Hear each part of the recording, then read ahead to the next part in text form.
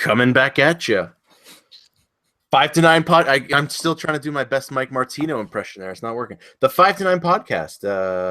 Welcome. I'm one of your hosts, Vince Mirabelli, and with me, as always, my main man, Michael Martino. Mike, what's up, buddy? I'm doing good, Vince. October 11th. We're going to go into murky waters today. Murky waters. We are going to go into murky waters because today we're going to talk about 7 signs that you're ready to transition from your day job to your 5 to 9. Ooh, that sounds murky waters, my friend. Murky? Are they murky, Mike? Let's explore.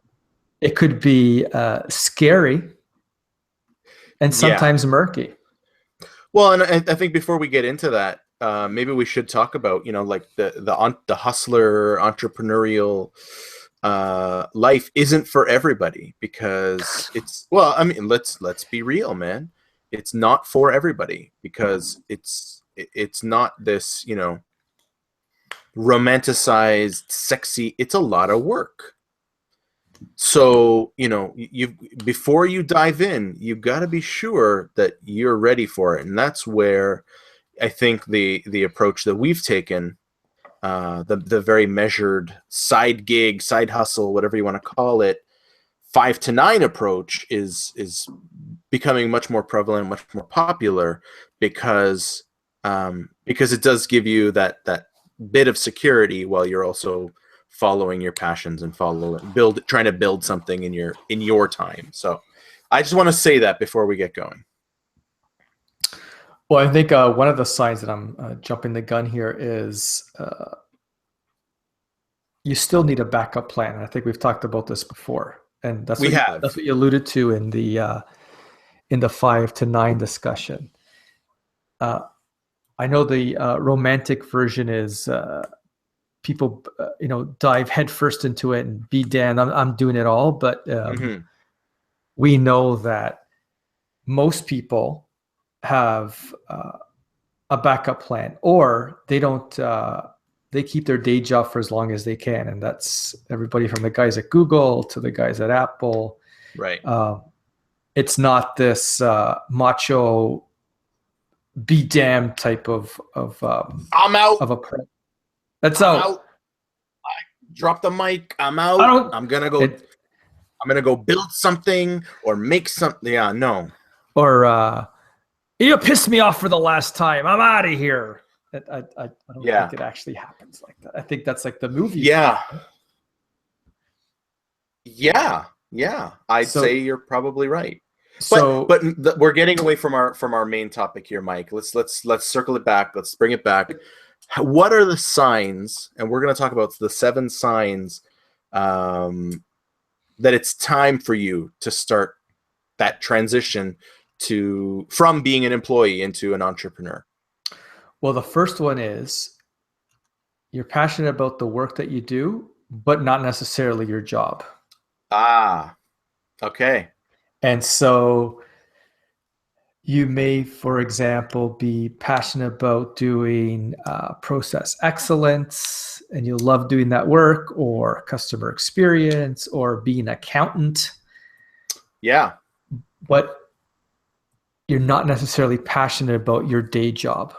The things that happen in your day job make you doing your work not as enjoyable as it could be. And all the other political things or administrative things, or all the things that creep into your day job, make you want to go do the work that you want to do. Mm-hmm. So and I think I think a lot of people struggle with that. And I know, I think anyone that says they haven't struggled with that would be lying. I know that I struggle with that a lot because, you want to do good things and you want to make change happen. But it just, like you said, Mike, the politicking and the some of the logic that goes into decisions just makes you throw up your hands and say, like, what, how, what world do we live in where this makes sense? So as an entrepreneur, you get to pick. If you're very lucky, you get to pick, who your clients are and who you work with, and you don't have that same level of politics. No, you have other problems. You do. They're mostly related to the type of work that you do, as opposed to the politicking and the posturing and all the stuff that goes on in your 9 to 5. Right. I Number one. Yeah, I learned that passion that you work. I learned that a long time ago. I'm gonna name drop, but probably no one's heard of this guy. But the gentleman who trained me as a master black belt, Mr. Rick Burns of Burnsy of Six Sigma Canada.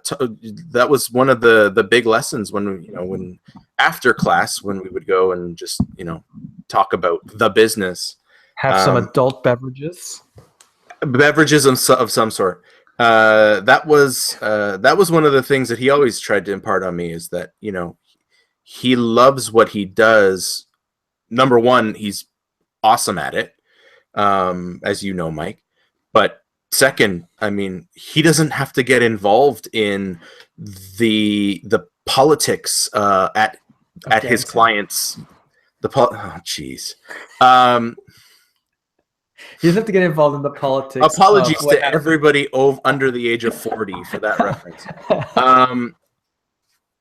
He doesn't have to get involved in the politics and the posturing that goes on at his client's site. So he's able to just go in and solve a problem, and that's pretty awesome. And he seems to be doing well. So Rick Burns, and he's super passionate. And he's passionate about the work he does. Yeah, which super passionate. Should we give him a plug? Why don't you give him the? I think I already did. The internet's address. Yeah, so if you're looking for Lean Six Sigma training and you don't want to go through me,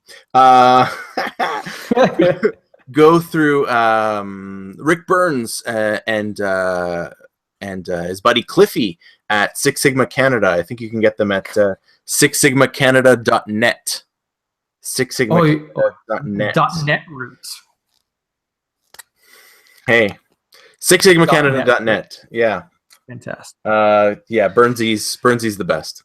So, anyways, so that's number one. Okay, so you like the work, but you don't necessarily like the job, and that makes total sense. But then, wouldn't you just become a mercenary, Mike, and go work somewhere else, doing the same thing? It's possible, but let me throw out that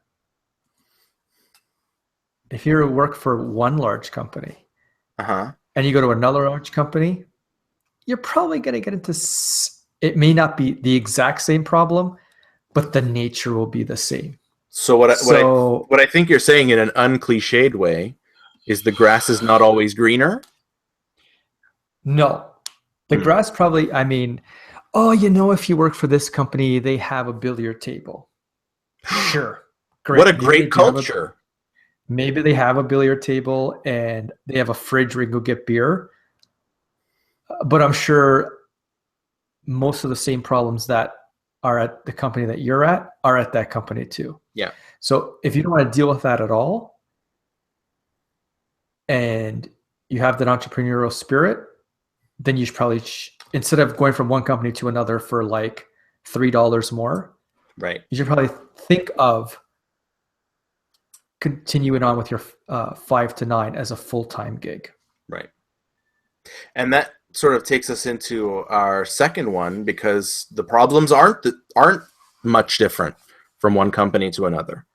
And maybe you're just tired of thinking about those problems and all the stupid little minutia of your day-to-day. Like, what's going to change? Maybe your commute's a little shorter. Maybe you get a couple extra shekels in your pocket at the end of the week.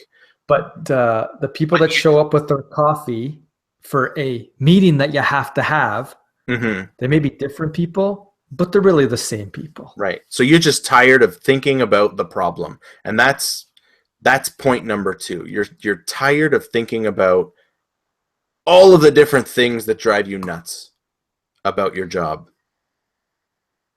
And you're also probably tired of thinking about, I should make the leap. I should make the leap. I should make the leap. Yes. If you've done it that many times and you've thought about it and you got a plan, then you should probably just take the leap. Yeah, agreed. Because, it's get off the pot, man. You know what they say? Yeah, I just said it. Should get off the pot. Well, all right, fantastic. There goes our G rating on iTunes. There goes oh well, right out the window. I don't think anyone else caught it. So let's take it back to number 1, and the reason that people become passionate about their job, about their work, but not the job necessarily. I know for me at least, comes to being a problem solver. And, going in each day knowing that there's a problem out there for me to solve that's going to help customers, that's going to help internal clients, external clients. It's going to help someone operate better, especially with a lot of the process work that I do. My interest is in making things better for others. Because by extension, it does make me look good and makes things better for me. But my primary goal is to solve problems, which makes me a great candidate for the entrepreneurial life. Because that's really what entrepreneurs are. They solve a problem, they fill a need, they see a gap in the market and they fill it. They are addressing a need, a desire, a pain, something. So that's probably a good one to jump to. Mm-hmm. You solve problems, but you have a great idea that other people are looking for. Yeah. And you're obsessed with helping people with this new idea that you have. So that would be, what are we at, 3? That's 3. And that one's 3. And that one, I think, Mike, we're going to jump ahead a little bit because I know we planned on talking about it at the end, but that's where the idea for our upcoming product, our playbook, comes in, because we want to make our knowledge and our learning that much more accessible, because it's impossible for us to help everybody, but we can teach people how to help themselves. So I know that's where we come from, and that's a big thing for us is being able to help people and to solve a problem. But we'll talk more about that later on. Okay. Yeah, so you have a great idea. Yeah. Well, I was going to say that was part of the 90-day challenge, right? So we had an idea. Correct. Yes. And we worked on it for. We've completed our first 90-day challenge, and we have this idea that we want to get out to entrepreneurs, and it's something that we've worked on that we think would help them. And so, for us, this is one step for us to move on. So we have a great idea, and now we've done a bunch of work. Now we have to implement that idea, and hopefully people like it. But that's what it means to be an entrepreneur. You're looking to help other people as much as you can with your idea. Yeah, and that's exactly where we were coming from with the work that we were doing. Is we had the idea, we wanted to help people. And, that having the idea is really the 4th element, because, you can want to help others, but if you don't have an idea on how to do it, that's another piece that you need. So, right. Otherwise you could have an idea and not want to help people, and then that's no good as well. So you need both. You need both sides of the house. So that takes us to 4 of the 7. Which is, you want to help others. And you have a great idea. So you have a great idea. You want to help others succeed, which is usually not the case in your job. Correct. Usually it's as a former boss of mine used to say, large companies are a bunch of tribal rats trying to get their fiefdom, and everybody's running around. Wow. All yes. Right. What did they really think of corporate corporate life? He was a great guy. I thought he was fantastic. Okay. All right. But yes, helping others, not only with your idea, but with the chance to grow and to give others an opportunity to join your business. Right. So kind of there's two sides to the helping of others. Mm-hmm. Mm-hmm. But that's another, one of the traits that if you're looking to leave, that's another one. Right. You're looking to help others, try to make them better with the work that you're doing. Right. All right. Let's talk about one that really is a make or break. Having a level of support, whether that's financial support, emotional support, whatever type of support, you've got to have that in place because especially I'll speak for myself, having a young family, I have to make decisions that I know impact them, and so I'm not able at this time to say, you know what, I'm out, I'm going to do my own thing, I'm here's my tie, here's my jacket, I'm done. I can't do that. Not necessarily that I'm in a position where I want to on a daily basis, but I know that this is the piece right now that's missing for me. Is I don't have that support to get things done. Now, what I do have, which is awesome, is the support to work after work, which sounds terrible, and I'm sure my wife would like, I don't make you work. No, she doesn't make me work, but I'm able to work after hours. So I'm able to get our 90-day challenge project done. I'm able to work on my website. I'm able to book speaking engagements, which I've got one coming up, plug in a couple next week. So I'm able to do these things on time when it would be very easy for my wife to say, well, you haven't really seen the kid in like a couple days, you might want to hang out with her. And she's probably right, and the kid's awesome, so it's great. But I think that's the first time I mentioned that I have a kid, so maybe okay, anyways, except when we had her on the show. That's right. I forgot about that. Okay, so I mean, it's tough because she's at home right now with my daughter, and I know that the minute I step in the door, I don't get the here you go, but it's probably, and I've spent days with my daughter. It is a long day because she is quite adventurous, and so having that support to be able to pursue some of these entrepreneurial side hustles, side gigs, has been awesome. So it's just, the journey just takes longer, but it's a matter of when, not if.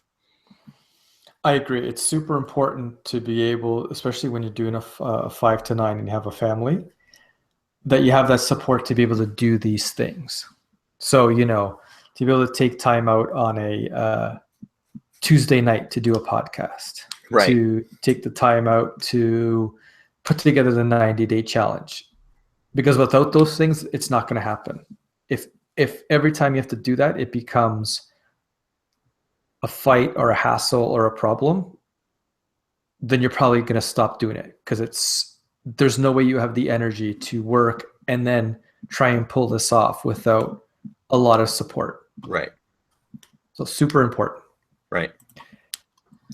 All right. The next one, I think. I think we can roll the last one into two. Or the last two into one. Go ahead. So you gotta have two plans. You gotta have your plan. Yes. And you gotta have a backup plan. Yes. I think we started with the backup plan at the beginning of the podcast. We did, because I know that we're big believers in that. But you got to have those two plans in place. 2 plans in place. The plan of, okay, what am I going to do with my business? Where am I going to take it? How am I going to get it there? Who do I need to work with? What are all the? Coming from a project management background, this is like, I've got templates for this that I just like, yep, fill it in. But knowing what you got to do when and with who is important. You've got to have that plan. But as we alluded to off the top, you've also got to have a backup plan. A lot of people think, and we talked a couple episodes about the Vikings setting their boats on fire. Was it the Vikings setting their boats on fire? It could be, or there was also a Sun Tzu. Yours was Sun Tzu. Yours was the Sun Tzu example. Mine was the Viking example. Where it was like, well, we don't have a backup plan, so guess what? We better make this work. I think that's silly. Especially I think that was that attitude that people have grown up with. That you gotta burn the boats and just go for it. Which you gotta go all in and just commit. I mean, you can be committed to something and still have a plan for, what happens if there's failure? What happens if, I didn't read my market, or my market isn't there, or I'm too early, or there's too many defects in my product, or like there's so many different things that could happen that impact you and your business and your ability to recover. And so, you should have your plan. You should know, have some timelines around where you're going to be and how you want to get there, but also have a plan, almost like a contingency. If this doesn't work, what am I going to do? I think it'd be completely irresponsible if you didn't have a backup plan. I agree. And we've talked about, all of the skills, all of the different things we've done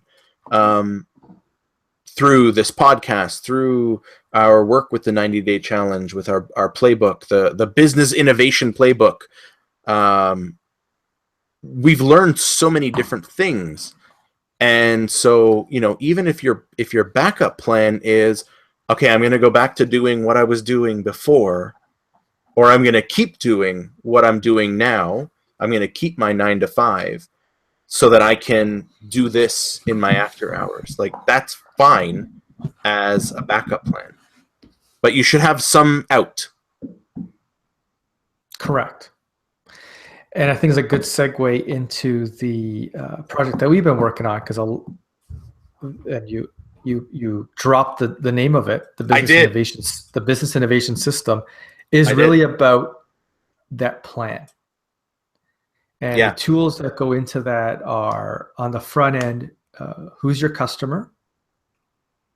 And then we have the work that you do about how do you execute on delivering to your customer. Yeah.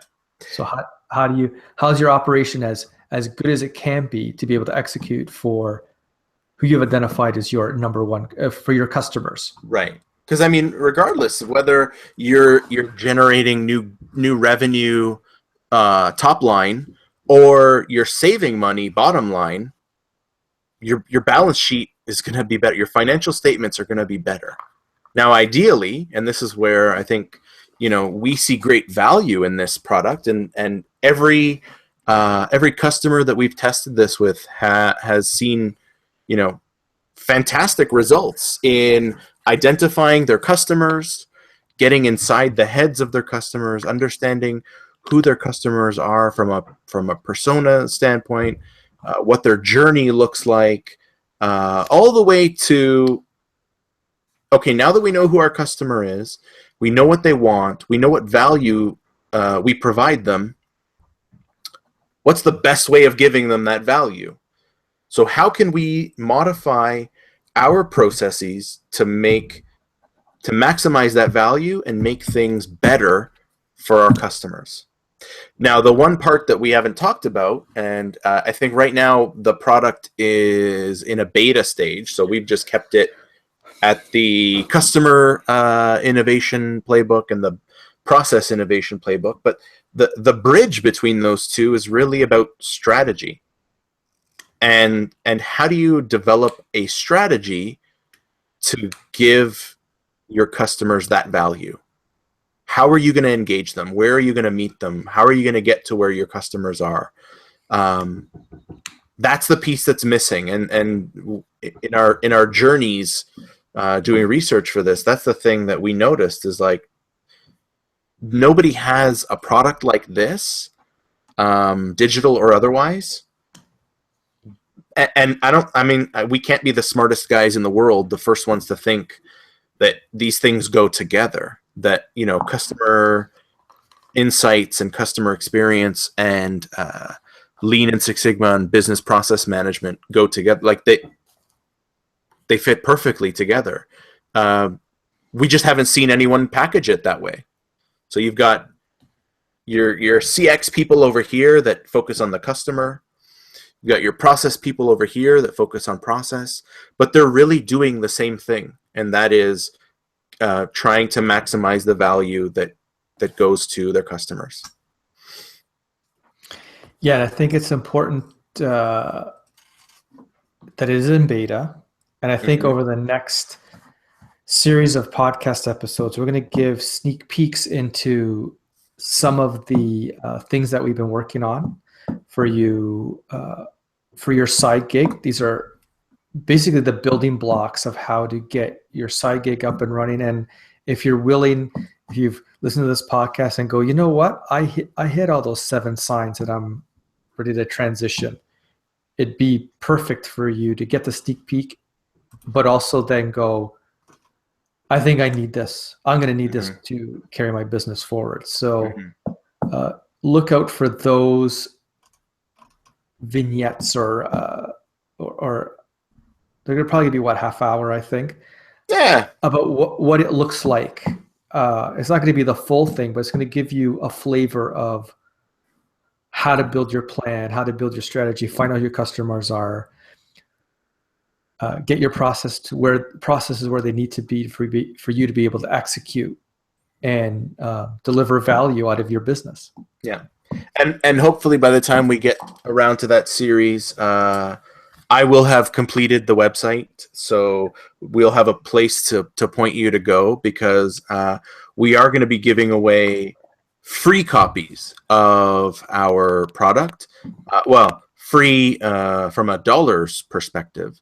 It's not going to cost you anything, but we want to know how you're using this in your business, what benefits you see from it. We want that feedback so that we can make it even better. So because it's a beta product, we're not going to be charging for it, but we do want input from people to let us know, what works for them, what doesn't work for them, how can we make it better, what should we take out, what should we add in, that sort of stuff. So we are going to be giving away free copies. I think we said we're going to give away 5 or 10 copies of the thing, and great value, retail price not yet established, but it won't be free, because this thing, some of the projects that this should get people excited. Mike, I don't know if you know this, some of the projects that have been delivered using this method saved over $290,000 per project. Per project. So we're giving you the keys to the kingdom. Now, it's not going to cost $292,000. We're not unreasonable. But using this same approach, companies and businesses have seen dramatic savings. And so you think about what would an extra $290,000 mean to your small business? If you've got a larger business, what would running 10 projects that save $290,000 mean to your business? So we're not gonna do a per project price. We're not gonna do, it's gonna be a set price, and we'll figure out what that price is using feedback. But saving 290 grand, that's not bad. Not bad at all. No, not bad at all, Vince. No, and so how you see those commercials where it's like results not typical of no, these are results are typical. I think the least saved project was still like 25,000, and we had one project that was north of 900,000. So I mean, significant savings just following the step-by-step recipe that we've outlined. So if that doesn't get you excited, small and medium business people of the world, I don't know what to tell you. But we'll have a place where you can go with some info on the web to get more information, sign up for the beta, and to sign up for more information so that when this does launch, you'll be the first to know. Right. So I think we have to get out of here, Vince.